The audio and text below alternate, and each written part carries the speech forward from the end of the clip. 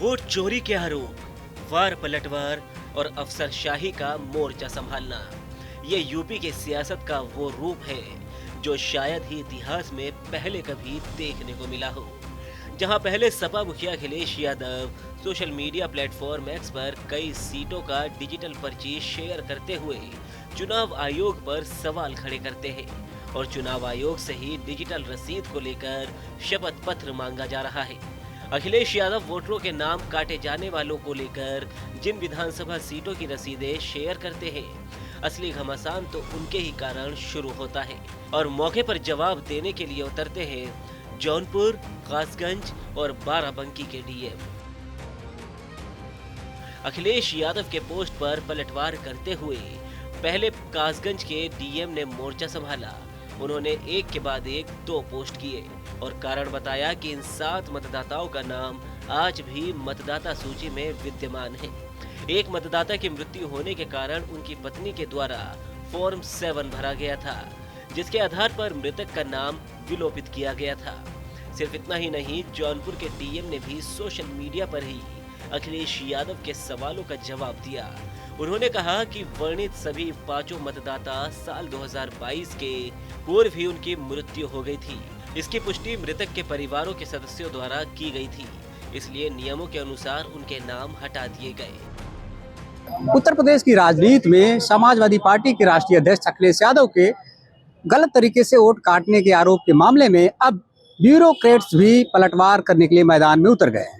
दरअसल समाजवादी पार्टी के राष्ट्रीय अध्यक्ष अखिलेश यादव ने आरोप लगाया था गलत तरीके से कुछ मतदाताओं के नाम काट दिए गए, जिसके जवाब में जौनपुर, कासगंज और बाराबंकी के जिलाधिकारी ने अखिलेश यादव को ट्वीट करके जवाब दिया है। और जौनपुर के जिलाधिकारी डॉक्टर दिनेश चंद्र सिंह ने लिखा है कि अखिलेश यादव विधानसभा सदर के जिन 5 मतदाताओं के नाम गलत तरीके से काटने के आरोप लगा रहे हैं, उनकी मृत्यु वर्ष 2022 के पहले ही हो चुकी थी।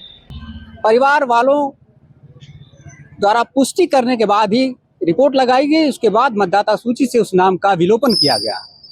इस तरीके से अखिलेश यादव द्वारा लगाए गए सारे आरोप भ्रामक एवं निराधार हैं। इसी तरीके से कासगंज और बाराबंकी के जिलाधिकारी ने भी अखिलेश यादव को पलटवार किया है। हालांकि इसके बाद अखिलेश यादव का एक दूसरा ट्वीट आया, जिसमें उन्होंने लिखा कि वर्ष 2022 के विधानसभा चुनाव में मतदाता सूची से नाम काटे जाने के मामले में उनके द्वारा 18,000 शपथ पत्र चुनाव आयोग को भेजे गए थे, जिसके बारे में कोई स्पष्ट जवाब नहीं आ पाया।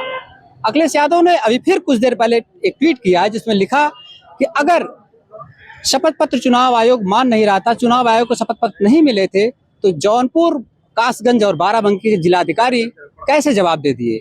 अब ऐसे में सवाल बनता है कि चुनाव आयोग गलत है कि ये 3 ब्यूरोक्रेट्स जो अखिलेश यादव को जवाब दे रहे हैं कि मतदाताओं का नाम गलत तरीके से नहीं काटा गया है। फिलहाल अखिलेश यादव के ट्वीट के बाद और तीनों जिलों के जिलाधिकारियों का यह ट्वीट कहीं ना कहीं राजनीति में एक भूचाल ला दिया है। अखिलेश यादव की मांग है कि कोर्ट इस पूरे मामले पर संज्ञान लेते हुए चुनाव आयोग और जिलाधिकारी की जांच करे और इसमें जो भी दोषी हो उनके ऊपर कार्रवाई की जाए। लेकिन ये मामला यहाँ तक ही कहाँ शांत होने वाला था। नौकरशाहों का जवाब देते हुए फिर से अखिलेश यादव ने लंबा चौड़ा पोस्ट सोशल मीडिया पर किया। सपा मुखिया ने लिखा कि डीएम लोगों से जनता का एक मासूम सवाल है, क्यों इतने सालों बाद आया जवाब है। जिस तरह से कासगंज, बाराबंकी, जौनपुर के डीएम हमारे 18,000 शपथ पत्रों के बारे में अचानक अति सक्रिय हो गए हैं, उसने एक बात तो साबित कर दी है कि जो चुनाव आयोग कह रहा था कि एफिडेविट की बात गलत है, मतलब एफिडेविट नहीं मिले, उनकी वो बात झूठ निकली। अगर कोई एफिडेविट मिला ही नहीं तो ये जिलाधिकारी लोग जवाब किस बात का दे रहे हैं। अखिलेश यादव ने वोट चोरी का आरोप लगाते हुए इसे त्रिकोणीय साजिश करार दिया। उन्होंने लिखा कि भाजपा सरकार, चुनाव आयोग और स्थानीय प्रशासन की मिली भगत चुनावी 3 तिगाड़ा है, जिसने सारा खेल बिगाड़ा है और देश के लोकतंत्र पर डाका डाला है। अब जनता इस त्रिगुट की अदालत लगाएगी। तो यहाँ सवाल ये उठता है कि क्या अखिलेश यादव ने वोट चोरी और फर्जी वोटिंग के मामले में चुनाव आयोग को फंसा लिया है। और सबसे बड़ी बात, अखिलेश यादव जानते हैं कि इस मुद्दे पर चुनाव फंसा तो साख चुनाव आयोग की नहीं फंसेगी, मगर उनका चुनाव ग्राफ जरूर आसमान छू लेगा।